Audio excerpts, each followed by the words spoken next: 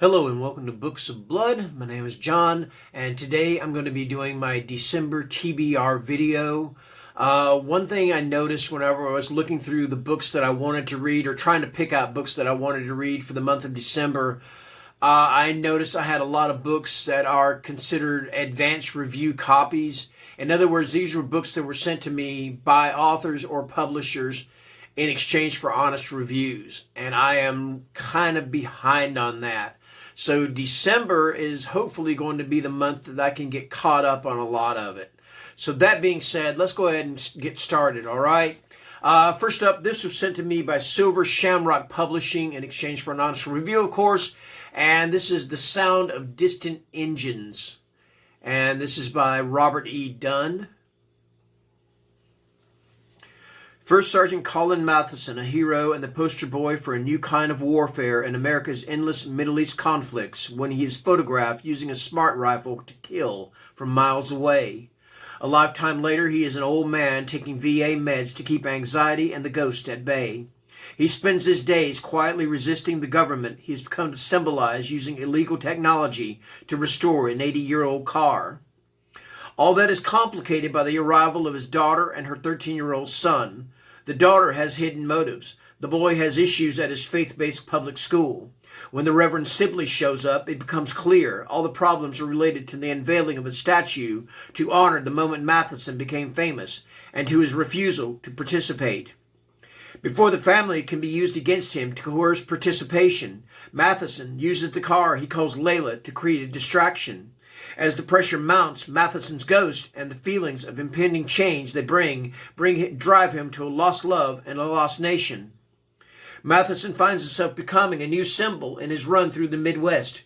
Pursued by police and skirting state surveillance networks, he learns about himself and his guilt from the shades that become more active in his life.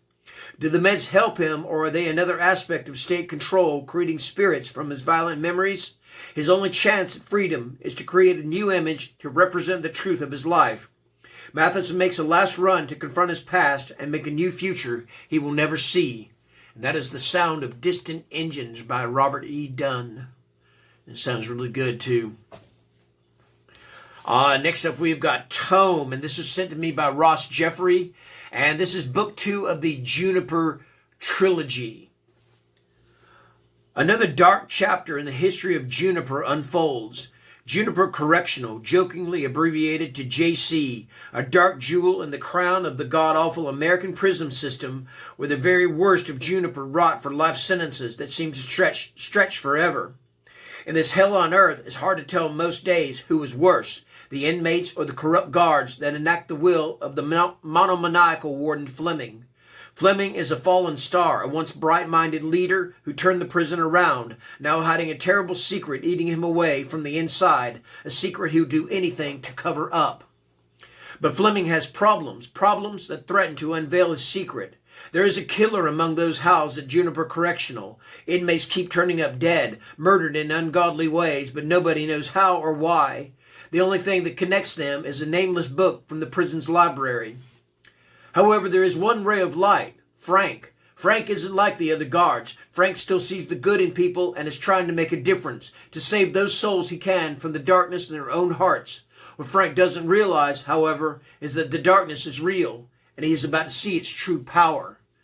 And that is Tome by Ross Jeffrey. And I loved Juniper. It's a lot shorter book, but I loved it. You know, it's pretty good size. It's tome size, you know. And really, I can't wait to read that. All right, next up, we have got from Eric LaRocca, we've got Starving Ghost in Every Thread. And now this was not one that was sent to me by the author, but the author did reach out to me and asked me if he could send me a review copy of his latest book that's coming up, or I don't know when it's coming out. I don't think he told me that, but I graciously said yes, and I am sorry that I don't remember the name of it. If I do recall the name of it, I will post that down below in the description. But yes, this is Starving Ghost in Every Thread by Eric LaRocca. Teddy has a secret. She's so consumed with guilt that it compels her body to literally unravel unless she feeds off the emotions of others. Teddy's parasitic condition is usually tempered easily and is invisible to most, unless she feeds from them. However, her insatiable hunger has already begun to threaten her safety. Trapped in her tiny Connecticut hometown thanks to a careless mistake which cost her a prestigious scholarship, Teddy grieves her father's death and cares for her neurotic mother, Mercy, who is convinced scorpion venom is the only remedy for her own peculiar skin ailment linked to her daughter's sadness. Once an aspiring songwriter, Teddy now merely alternates between shifts at the local market and visits to the house of her eccentric neighbor, Mr. Ridley, for fresh scorpions to bring to her mother. It's during one of her routine visits to Mr. Ridley's subterranean grotto of exotic animals that Teddy meets an unusual young girl named Kiara. Immediately enamored with one another, Teddy soon discovers that Kiara is hiding a gruesome secret too, a secret that will threaten to undo everything Teddy has ever known and loved, and violently touch all those who cross their path with disaster. And somebody said this sounds like a energy vampire, like Teddy's an energy vampire. I kind of think she's kind of maybe a emotion vampire. I'm not really sure, but this sounds really awesome. Can't wait to read it. All right, next up, I've got 3 short story collections. We've got, first of all, and these are all 3 from Corpus Press. And first up, we've got In Darkness Delight. This is Masters of Midnight. Midnight strikes like an invocation, clock hands joining in prayers to the darkness. After the 12th chime, there's no escaping the nightmare. Fear reigns supreme. In Darkness Delight is an anthology of original stories that reveal the many faces of modern horror. Shocking and quiet, pulp and literary, cold-hearted and heartfelt, weird tales of spiraling madness alongside full-throttle thrillers. Open these pages and unleash all new terrors that consume from without and within. And we've got here stories. I'm just going to name 5 of the people on this. Josh Mallerman, Evans Light, Andrew Lennon, Michael Bray, Billy Chismar, Monique Yoswa. That's just some of the authors in Darkness Delight. There you go. Next up, and I'm pretty sure this one kind of has a little bit of a theme. This is Bad Apples 3. I don't have Bad Apples 1 or 2. I might have to get those if I enjoy this one. And this is also published by Corpus Press. And it doesn't really have a synopsis on here for it. But we have stories by our fellow booktuber, Edward Lauren, has one called Last Stop. Mark Matthews has one called Body of Christ. Jason Parent has one called Pulp. Adam and Evans Light have one called Belle Souffrance. And Craig Saunders has one called October's End. So yes, that is Bad Apples 3. Okay, next up, also from Corpus Press, edited by Evans Light, we have got Doorbells at Dusk, and these are Halloween stories. And I have read this already, but I have not done a review for it, and they did send it to me in order for me to do that, so I'm going to do that. Halloween has always gone hand in hand with horror. The holiday gives many children their first taste of terror, the discovery and overcoming of fears. For those who find they love a good scare, that first taste can grow into a voracious appetite. That might be why you're holding this book right now. If so, you've come to the right place. Here you'll find the thrills you crave, packed into a collection of stories that is pure Halloween. Carve your pumpkins and turn on the porch light. Halloween frights begin with the sound of Doorbells at Dusk. And we have stories in here by Josh Mallerman, Gregor Zane, Chad Lutsky, Curtis Lawson, Joshua Viola, Thomas Vaughn, Evans Light, and many more. That is Doorbells at Dusk. Okay, winding this thing down. Winding. All right, this is the 3rd book in the Nick Ventnor series. I don't know if he's going to do a trilogy, but this is by Ashton McCauley, and this is called Downpour, a Nick Ventnor adventure. In Downpour, Nick battles serpents, spirits, and starvation as he struggles to fulfill a promise to an old friend. Confronted by demons, both personal and supernatural, he journeys through the Central American jungle in pursuit of the fabled Land of the Dead. Along the way, Nick befriends strange new allies while haunted by familiar enemies in search of revenge. That is Downpour. And now these books here, they are more adventure, but there is kind of the supernatural or cryptid, perhaps, element to them. And I've enjoyed all the two that I've read. I really enjoyed, which were A Man of the Mountain and Whiteout. Okay, so by Ashley Macaulay, Downpour. All right, and this one, I'm looking at this one, and not only is it called Monster, but it is kind of a monster of a book. And anyway, this is Monster by Duncan Swan. And this is volume 1. So I'm not sure when he's going to release a volume 2, but yeah, here is volume 1. And I love that cover because it's got the M and you can see the teeth of whatever this creature is.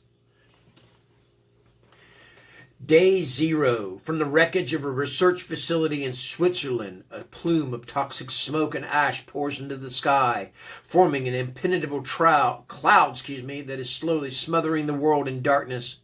As Europe disappears beneath the cloud, a squad of United States Marines are sent on a desperate mission to find out what went wrong and how to undo it before it's too late. Venturing into a cold, dark world, the Marines must travel deep under the cloud, with no comms, no backup, and no idea of what they will face. Day 89. Half a world away, the cloud has reached the east coast of the U.S. With nowhere to run and no hope of survival, the American people have descended into madness, turning on themselves and each other. From the sidelines, an old Tennessee sheriff watches as his country unravels. But he can't bring himself to take the easy way out. Quitting isn't in his DNA. So when one of his deputies asks him to help protect her family, he leads them west, chasing a miracle, a rumor of an old nuclear bunker that just may be their only hope for survival. Because if the cloud doesn't kill them, what's hiding in the dark will. That is Monster by Duncan Swan. All right, volume 1. Yes, sirree, Bob. All right, by Thomas Vaughn, we have got the Ethereal Transit Society. And this was just sent to me in the mail just out of the blue. I don't even think the author reached out. I'm not sure if he did or not. I don't recall. But it just, boom, popped up in my mail. Anyway, not all doomsday cults are wrong about the end of the world.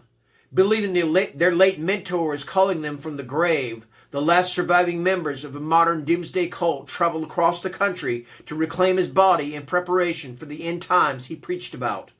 Tracing their leader's echo through a cosmic signal known to them as the transit frequency brings them to the rural outback of Arkansas, where its presence has drastic and dangerous effects on anything living.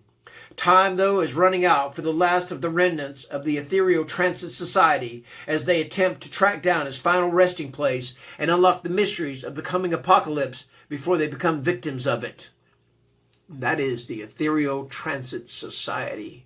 And this is kind of a small book. It's like my size of my hand, thin pages, so that one should be hopefully a quick read, be able to get through, and an enjoyable read too. I get a feeling it's going to be.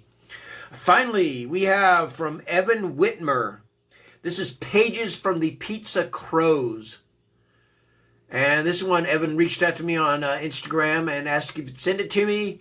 And another one, this is one of those that I got behind on it. He sent me an email, or not an email, but an Instagram message the other day. He said, I was wondering, have you got to read my book yet? I'm like, no, I'm sorry.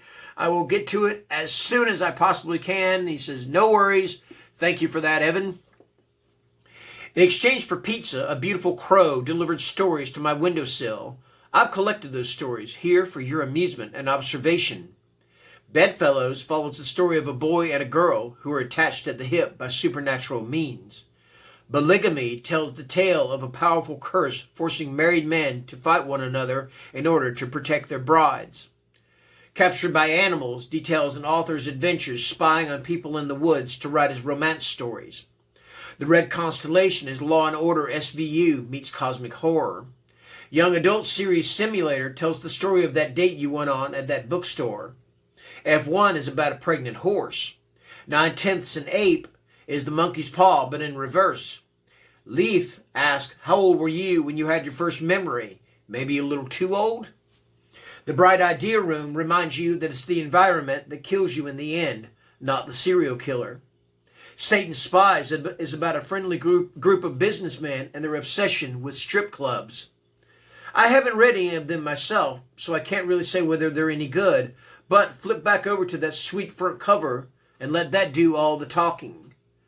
All right, and that is Pages for the Pizza Crows by Evan Whitmer. And that is going to do it. That is my December TBR. Like I said, these are all books that I'm going to read in exchange for honest reviews because they were sent to me, and that's what I am supposed to do, and I'm behind on it. Anywho, this video is going to post on Tuesday of next week. No, wait. I'm sorry. Wait. Monday. No, wait. Sunday. Yes, Sunday. Sorry about that. Anyway, thank you for watching and have a fantastic weekend. Thank you. Bye-bye.